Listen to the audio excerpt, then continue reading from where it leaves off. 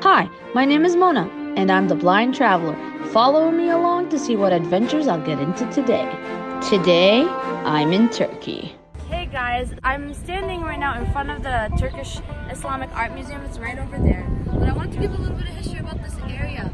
We're actually standing in an old Roman hippodrome area, and there are some ruins of the bleachers inside the museum. They built the palace around the museum, and I'll get back to that with a little bit of history.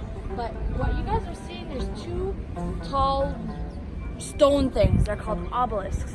These were actually standing in front of the Temple of Karnak in Egypt, and when Constantine came and made this his Nova Roma capital, he actually brought them over from Karnak. And so these are really ancient stones. They don't really know why. There's you can see apparently on the one over there, there's holes in it. They think that this was used as a climbing wall in the Roman times. I don't know, but I thought it was fascinating. There's literally hieroglyphs here from Egypt.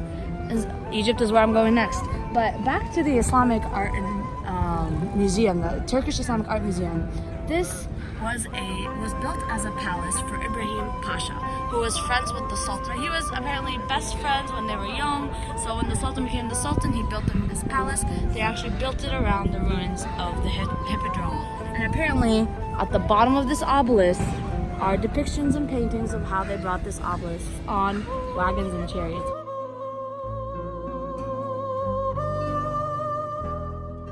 Inside the Islamic Art Museum.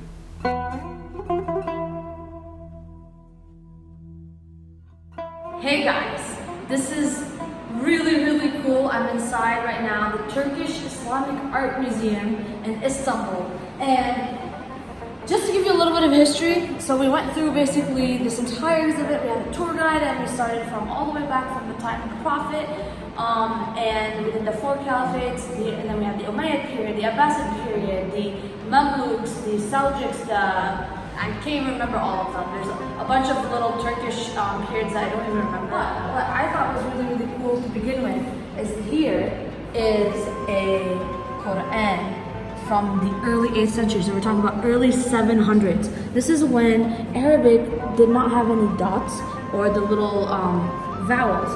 And if you guys zoom in, if you see the letters, you can tell that there's no dots. So basically your Qaf and your Fa look the same. And it was hard to read. Later on, the dots were introduced. But we're talking about a Quran that was from the early 700s. Early 700s, guys. The Prophet got his message 1610 to 1636. And then what I also thought was really cool is this is an astrolabe that was designed and built by, Maryam Astrolabe. You can look her up. This is much later. So I thought that was really cool. So this was an astrolabe, is like an early version of the GPS. So what was really cool about the exhibit in this museum is that we basically saw Qurans from like the 700s all the way up to present day. But now we're in the Umayyad period, which is an old Turkish basically empire, Muslim empire. We're talking about they were around from 1300s to the early 1500s.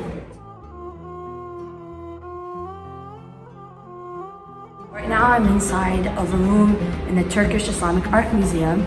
This room holds a lot of artifacts from the Ottoman Empire that had to do with the Kaaba, with the Mecca, the holy land of Muslims. And basically we just learned that every Muslim empire that existed tried to take over that land. And the Ottomans were there, I think it was like from the 1450s to 1918. So the first thing I wanted to show you is this key is made out of silver, and it was the key of the Kaaba in the 1700s, which I thought was really cool.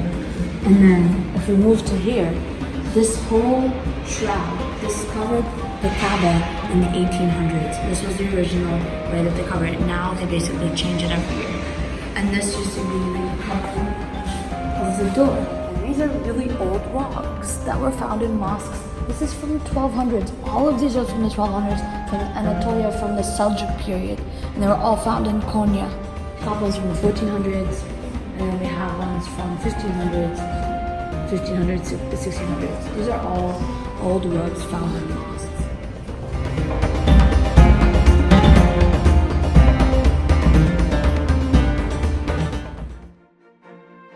Hope you enjoyed The Blind Traveler. If so, like and subscribe and hit the bell for future notifications. And if you're interested to see how I travel as a blind person, check out my series, Planes, Trains, and Canes. The link is listed below.